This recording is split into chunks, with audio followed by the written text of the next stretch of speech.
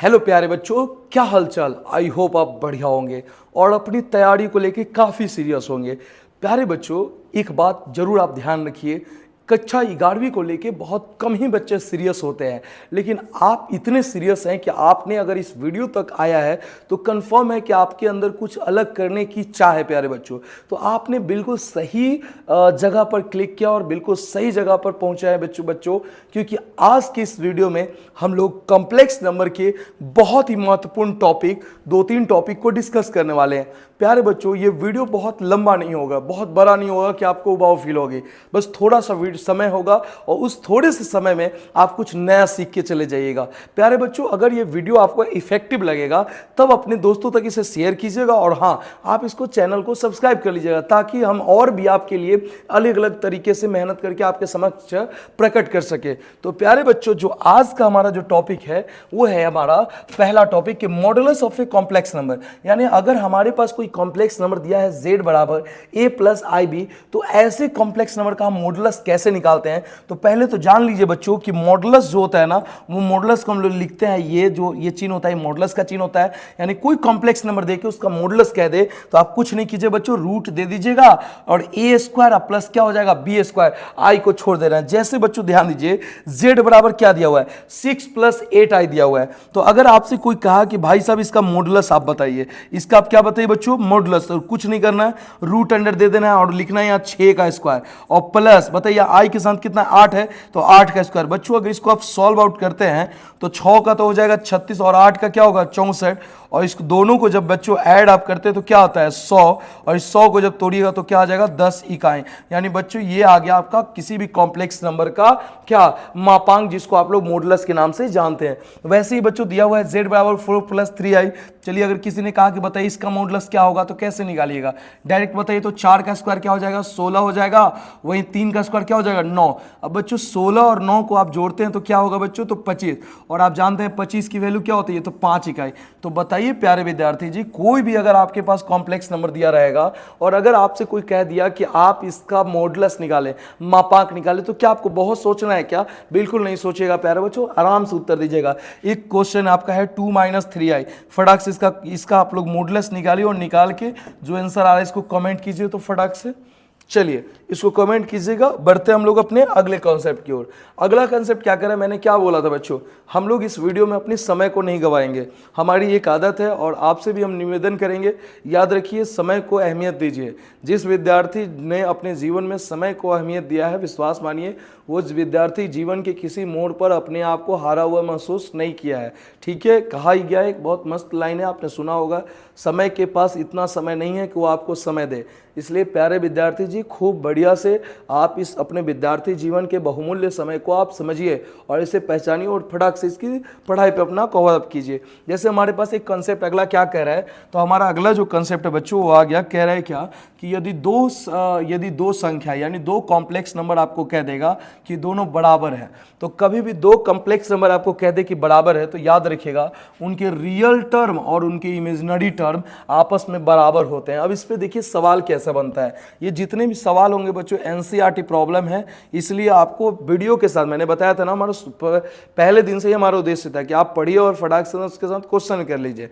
जैसे दिया हुआ है बच्चों, क्या दिया हुआ है, z1 बराबर दिया हुआ है 2 + 3i दिया हुआ है। क्या दिया हुआ है बोलिए, तो z1 बराबर 2 + 3i और z2 बराबर दिया है x + i और कह रहा है कि z1 बराबर z2 है, तब x और y का मान क्या होगा। क्या कर रहा है हमारा सवाल कर रहा है कि z1 बराबर क्या है z2। तो बच्ची बताइए, तो यहाँ z1 की वैल्यू क्या है, तो आप कहिएगा सर 2 + 3i है, और वहीं z2 की वैल्यू कितनी है, तो बच्चों x + iy है। ऐसी परिस्थिति में विद्यार्थी जी आप रियल को रियल से कंपैरिजन कीजिए और इमेजिनरी को इमेजिनरी से। तो बताइए यहाँ x की वैल्यू अगर रियल से कंपैरिजन कीजिएगा तो क्या हो जाएगा 2 हो जाएगा, और वहीं y की वैल्यू अगर इमेजिनरी से कंपैरिजन करते हैं तो क्या हो जाएगा 3। बच्चों ये हो गया आपका आंसर। फिर इसी प्रकार ये क्वेश्चन है, आप फटाक से वीडियो को पॉज कीजिए और खुद से बनाने का प्रयत्न कीजिए। क्या है सवाल, कह रहा है z1 बराबर दिया हुआ है 9 - 3i, z2 बराबर दिया है x - y दिया हुआ है। तो बच्चों और कह रहा है कि z1 बराबर z2 है। क्या कह रहा है कि z1 और z2 बराबर हैं, तो बताइए z1 की वैल्यू कितनी है 9 - 3i है बच्चों, और z2 की वैल्यू कितनी है तो x - yi दिया हुआ है। अब इसमें रियल को रियल से बराबर कर लीजिए। तो बच्चों जब रियल को रियल से बराबर कीजिएगा तो यहाँ से x की वैल्यू कितनी निकल गई, 9 निकल गई। और वहीं पे बच्चों इमेजनरी को इमेजनरी से बराबर कीजिएगा तो यहाँ बताइए y नहीं है बच्चों, यहाँ माइनस वाई है। यहीं पे आप लोग थोड़ा मार खा जाते हैं, y की जगह माइनस वाई हो गया और यहाँ पे कितना है -3। अब बच्चों बताइए माइनस से माइनस कट गया, इसलिए y की वैल्यू कितनी हो गई 3। तो इस तरीके के सवाल आएंगे बच्चों। और क्या कहेगा आपसे कि दो कॉम्प्लेक्स नंबर सेम है तो उसके ये वैल्यू निकाले वो निकाले। तो बताइए ये आपका दूसरा कॉन्सेप्ट भी समझ में आ गया।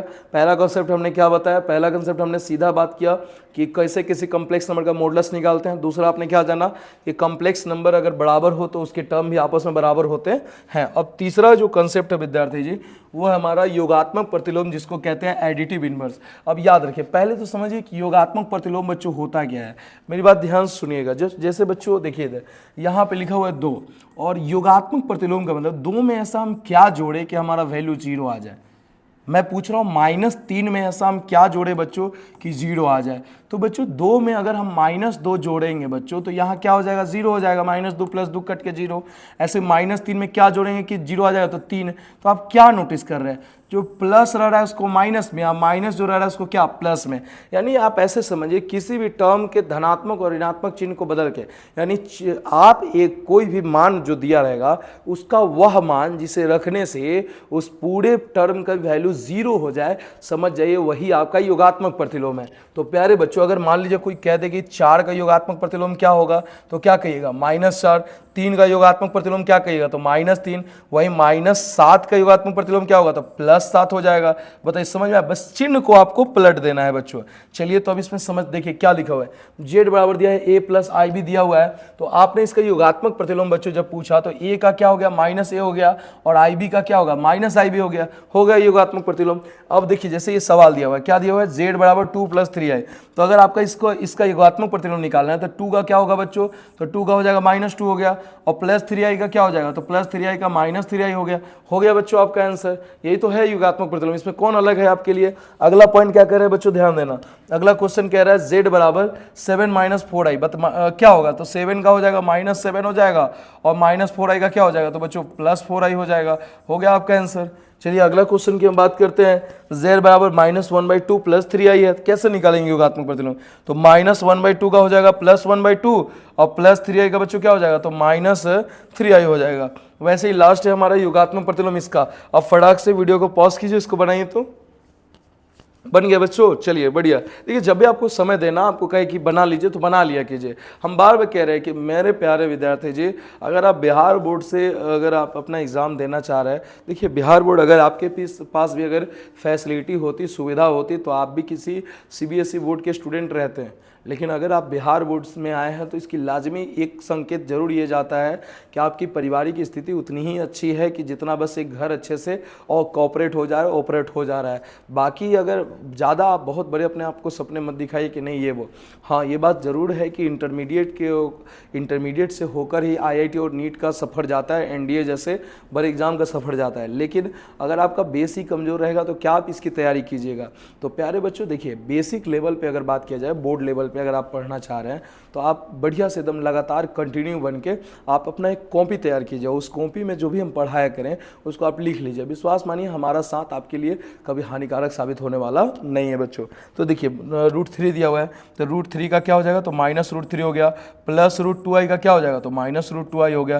तो बताइए विद्यार्थी जी, आपको समझ में आया कि नहीं आया। क्या हमने सीखा, पहले हमने सीखा कि कैसे मापांक निकालते हैं। दूसरा क्या सीखा, हम कैसे अगर दो कॉम्प्लेक्स नंबर सेम हो तो उसके टर्म को कैसे सेम करेंगे। तीसरा हमने क्या सीखा बच्चों कि कैसे हम किसी भी टर्म का योगात्मक प्रतिलोम निकालते हैं कॉम्प्लेक्स नंबर में। अब लास्ट जो हमारा टर्म है बच्चों वो है हमारा गुणात्मक प्रतिलोम। ये थोड़ा सा इंपॉर्टेंट हो जाता है। अब गुणात्मक प्रतिलोम, पहले इसको आप समझ लीजिए बच्चों, गुणात्मक प्रतिलोम का क्या मतलब हुआ। बताइए 2 का ऐसा क्या हम किससे गुना कराएं बच्चों कि इसकी वैल्यू 1 हो जाए। तो आप कहिएगा सर 2 को अगर हम 1/2 से गुना कराएंगे तो 1 हो जाएगा। हमने कहा 3 में हम किससे गुना कराएं कि 1 आ जाएगा। तो सर 1/3 से करेंगे तो 1 आ जाएगा सर। तो हमने कहा आप क्या कर रहे हैं, देखिए जो भी टर्म रहा है उसको उल्टा कर दे रहे हैं। तो वैसे ही अगर हम पूछे बच्चों कि x का गुणात्मक प्रतिलोम क्या हो जाएगा तो आप क्या कहिएगा 1/x कहिएगा।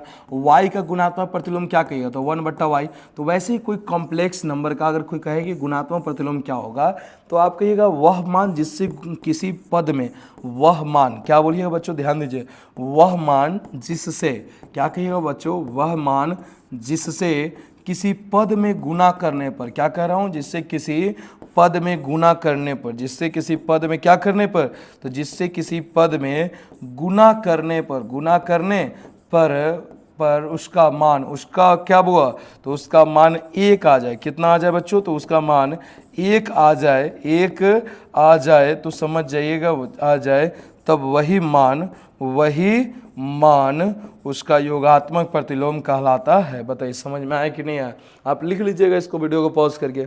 चलिए तो अब यहाँ देखते हैं क्या कर रहा है। जैसे ए जेड बराबर क्या दिया हुआ है, ए प्लस आई भी दिया हुआ है, क्या दिया हुआ है बताना मुझे, ए प्लस क्या दिया हुआ है, आई भी दिया हुआ है, तो इसका गुणात्मक प्रतिलोम क्या हो जाएगा, तो हमने कहा 1/z, क्या कहा 1/z। अब कुछ नहीं करा, 1 जो टर्म दिया उसको बट्टा में करके निकाल दीजिए। जैसे देखिए एक सवाल हम आपको दिखाना चाहेंगे, एक सवाल क्या है, z बराबर 2 + 3i दिया हुआ है। अब कोई कह रहा है कि इसका गुणात्मक प्रतिलोम बताओ, तो मैंने क्या बताया, गुणात्मक प्रतिलोम क्या होता है, 1/z होता है, 1 रहने दो, z की वैल्यू कितनी है, तो 2 + 3i है बच्चों।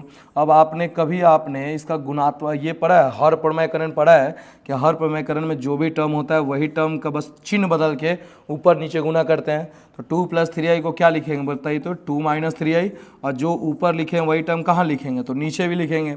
अब बताइए बच्चों, जब 2 - 3i में 1 से करेंगे तो क्या होगा, 2 - 3i हो गया, लेकिन बट्टा की अगर हम बात करेंगे तो यहाँ a + b a - b क्या हो जाएगा, a² - b²। तो बताइए 2 का स्क्वायर क्या हो जाएगा बच्चों, 4 हो जाएगा। इसका स्क्वायर करेंगे तो 3 का स्क्वायर तो 9 हो जाएगा, लेकिन i² रह जाएगा ना। अब बच्चों ध्यान देना, 2 - 3i तो कोई दिक्कत नहीं है, लेकिन नीचे आ जाओ, 4 ठीक है, 4 ठीक है, माइनस भी ठीक है, 9 भी ठीक है, लेकिन i² की वैल्यू क्या होगी, तो i² की वैल्यू -1 होगी बच्चों। अब बताइए 2 - 3i तो ठीक है बच्चों, यहाँ बट्टा में अगर बात करोगे तो 4 माइनस क्या हो जाएगी, प्लस हो जाएगी। और बताओ यहाँ 2 - 3i रहने दो, और यहाँ बताओ 9 और 4 कितनी हो गई, 13। अब इसको जब बच्चों अलग अलग आप करोगे, 2/13 माइनस क्या हो जाएगा, तो 3/13i, यही हो गया आपका आंसर। प्यारे बच्चों कुछ नहीं करना है, जो भी आपका कॉम्प्लेक्स नंबर दिया हो उसको कुछ नहीं करो, आपको 1/z लिख लेना है, 1 जो कॉम्प्लेक्स नंबर दिया वो उतार लेना, जो टर्म हो उसकी उसी को माइनस में ऊपर और उसी को नीचे। अब इसमें 1 से करेंगे तो 10 का 10 ये उतर गया, और नीचे बच्चों देखो a + b a - b a² - b², तो 2 का स्क्वायर क्या हो गया, 4 - b², यानी b², 3 का स्क्वायर 9, और यहाँ i² हो गया। अब बच्चों 2 - 3i ये रहने दो, ये 10 का 10 रहने दो, नीचे बताओ 2 का स्क्वायर 4 और 9 - 9 ठीक है, i² की वैल्यू क्या होगी, -1 होगी। अब 2 - 3i छोड़ दीजिए, 4 माइनस क्या होगा, प्लस, यानी इसको जब सॉल्व आउट करेंगे बच्चों तो अलग अलग कर लेंगे, रियल पार्ट अलग और इमेजिनरी पार्ट क्या हो जाएगा, अलग। तो इस तरह से बच्चों आपका निकल गया गुणात्मक प्रतिलोम। आई होप प्यारे बच्चों, अगर हम आपसे पूछे, ध्यान दीजिएगा, अगर हम आपसे पूछे कि किसी भी कॉम्प्लेक्स नंबर का, ध्यान देना बच्चों मैं क्या कह रहा हूँ, मैं पूछ रहा हूँ अगर आपसे किसी भी कॉम्प्लेक्स नंबर का अगर आपसे कोई कहेगा कि आप मॉडुलस निकालें, तो बताइए आप निकाल लीजिएगा। दूसरा पॉइंट आपको कहा जाएगा किसी भी कॉम्प्लेक्स नंबर में अगर 2 कॉम्प्लेक्स नंबर इक्वल है तो उसके कोई टर्म निकल जाएगा। तीसरा, कोई अगर कहेगा कि कोई कॉम्प्लेक्स नंबर दिया है और उसका आप एडिटिव इन्वर्स निकालो, क्या निकालो, एडिटिव इन्वर्स निकालो, क्या निकल जाएगा। और चौथा बच्चों, अगर कोई टर्म देके उसका अगर आपसे मल्टीपल इन्वर्स पूछेगा तो क्या बच्चों आप बना लीजिएगा। बताइए ये 4 टॉपिक आपको समझ में आया। मैंने छोटा सा वीडियो रखा लेकिन इसमें चारों को बता दिया। प्यारे बच्चों क्लास 11 2000 ध्यान दीजिएगा, क्या कह रहा हूँ बच्चों, क्लास 11th 2025 सेशन को आप लोग की प्लेलिस्ट रहेगा, उसको आप लोग फॉलो कर लीजिएगा और इसके जितने वीडियोस आएंगे इनको कंप्लीट कीजिएगा। अगले वीडियो में बच्चों हम लोग डिस्कस करने वाले हैं इकाई के घनमूल, लगभग 2 लेक्चर और होंगे, उसके बाद कॉम्प्लेक्स नंबर आपका समाप्त हो जाएगा। फिर एक सिलसिलेवार तरीके से आप लोगों का बढ़िया से शुरू किया जाएगा। बताइए समझ में आया कि नहीं आया। चलिए कोई दिक्कत तो नहीं है, बढ़िया। मिलते हैं प्यारे बच्चों अगली वीडियो के साथ, तब तक के लिए जय हिंद।